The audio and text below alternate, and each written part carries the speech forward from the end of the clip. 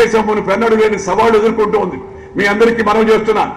నేను కొంత అనుభవం కలిగిన వ్యక్తిగా మీ అందరికీ చెప్తూ ఉన్నాను. ప్రస్తుతం దేశంలో ఉన్న సవాళ్లను ఎవరు ఎదుర్కోగలరు, ఈ సవాళ్ళకి ఎవరు సమాధానం చెప్పగలరు? ఇంతకుముందు చరిత్రలో కని విని ఎరుగని వ్యక్తిలో అవినీతి పెరిగిపోయింది.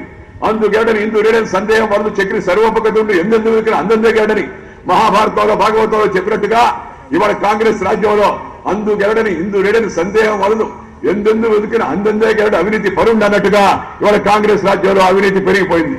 భూమిపైన కుంభకోణం కామన్వెల్త్, భూగర్భంలో కుంభకోణం బొగ్గులు కుంభకోణం, ఆకాశంలో కుంభకోణం హెలికాప్టర్ కుంభకోణం, అంతరిక్షంలో కుంభకోణం 2G కుంభకోణం. భూమిని వదలకపోతే, భూగర్భాన్ని వదలకపోతే, ఆకాశాన్ని వదలకపోతే, అంతరిక్షాన్ని వదలకపోతే వావులు తినే స్వాములు వారికి పచ్చిగడ్డి బరోబరోనట్టుగా దొరికినట్టుగా వేసే కాంగ్రెస్ నాయకులు ఇవాళ దేశ ప్రతిష్టను గంగలో కలిపేశారు.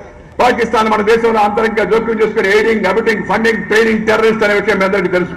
మన భారతీయ సైనికులను ఇద్దరిని తల కోసి మొండు వేరు చేసి ఆ తలకాయను మనకు పంపిస్తే ఈ చేతగాని దద్దమ్మ చేతగాని కాంగ్రెస్ ప్రభుత్వం చేతులెత్తి దండం పెట్టింది తప్పితే మరే కూడా చేయలేదు.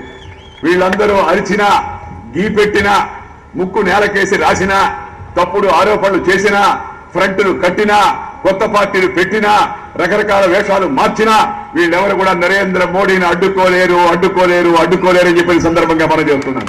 ఎక్కడికి వెళ్ళినా ఎయిర్పోర్ట్ లో, కాలేజీలో, యూనివర్సిటీలో, రైల్వే స్టేషన్ లో, బస్ స్టాండ్ లో, సినిమా హాల్లో, టీ సెంటర్ లో, బుక్ షాప్ లో, మాల్ షాప్ ఎక్కడ పట్టినా సరే జనం అంతా కలిస్తే నలుగురు కలిసి మాట్లాడుకుంటే పంచాయతీ బోర్డులో, పల్లెటూరు రచ్చ మీద, ఇంటి బయట, ఇంటి ముందు, ఇంటి లోపల ఎక్కడ నలుగురు కలిసినా ఒకే మాట, కాంగ్రెస్ పోవాలి, బీజేపీ రావాలి, నరేంద్ర మోడీ ప్రధానమంత్రి కావాలని చెప్పిన మాట ఇవాళ ఉత్తరాదిన, దక్షిణాదిన, తూర్పున, పశ్చిమాన, పూర్వోత్తరాన, అటెక్క నుంచి కటక్ వరకు, కన్యాకుమారి, కాశ్మీర్ వరకు ఈ సమస్త భారతదేశంలో కూడా మోడీ మోడీ మోడీ మోడీ మోడీ అని ఎందుకు అంటున్నారంటే ఇవాళ దేశం గడ్డు పరిస్థితిలో ఉంది ఇవాళ అని అందరూ ఆలోచించాల్సి ఉంది.